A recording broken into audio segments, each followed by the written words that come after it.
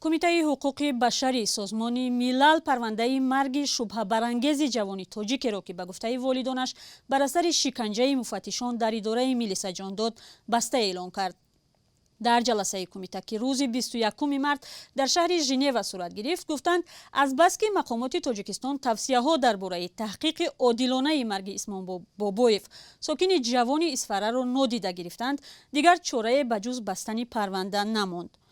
همکارم میرزا نبی خالقزاد این جلسه را آنلاین تماشا کرد و در استودیو با ماست. میرزا نبی، اول درباره خود این قضیه میگفتید؟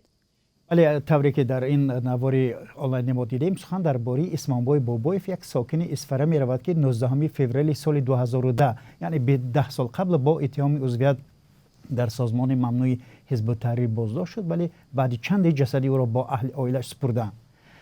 پدرش جورابای بابویف میگفت که پسرش را مفتشان ریاستی مبارزه با جنایت‌های متشکلانه یعنی اوباپ وزارت کار داخلی فردوس شاکر و منوچهر اکبروف به نیروی برق ماندند تا گناه ناکرده را به گردن بگیرد. از تاثیر قوه بر به اندازه زیاد بود است که عثمان بابویف نفسگیر شده جان داده است.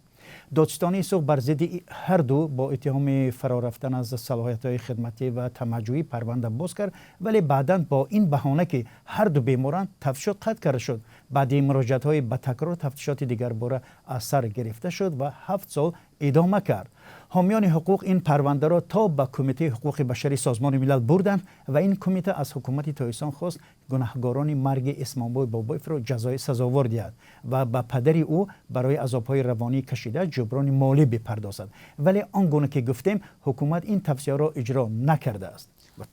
میرزا نبی، چرا سازمان ملل با وجود این همه قرار کرده است که پرونده بسته شود و همین گونه به قول حامیان حقوق عدالت برقرار نگردد؟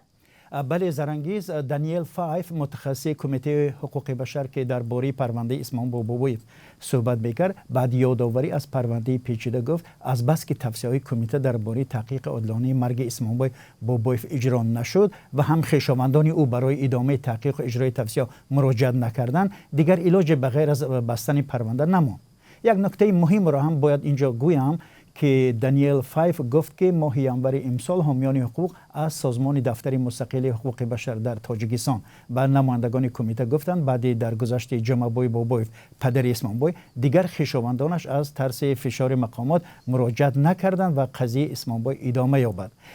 یکی از نکات مهمی دیگر در این پرونده آن است که با گفته حامیان حقوق افسرانی که برای تا حد مرگ شکنجه کردن این جوان اول به جوابگری کشیده شده بعداً به منصب دیگر و یا حتی بلندتر گذاشته کارشان را ادامه دادند. در واقع همین تمایل یکی از سبب‌های اصلی تنقید حکومت تاجیکستان از منبرهای بین المللی است که عاملان شکنجه و یا بدرفتاری با متهمان و زندانیان را بی جزا می‌گذارد و آنها به همین کارشون ادامه میدهند و تقدیر جوانان به مثل اسمانبای بابویف را که پدر 2 طفل کوچک بوده است می‌سوزانند و برباد می‌دهند. تشکر. همکارم میرزا نبی خالقزاد درباره بسته اعلان شدن پرونده مرگ شبهه برانگیز یک جوان تاجیک صحبت میکرد که تا به کمیته حقوق بشری سازمان ملل متحد رسید.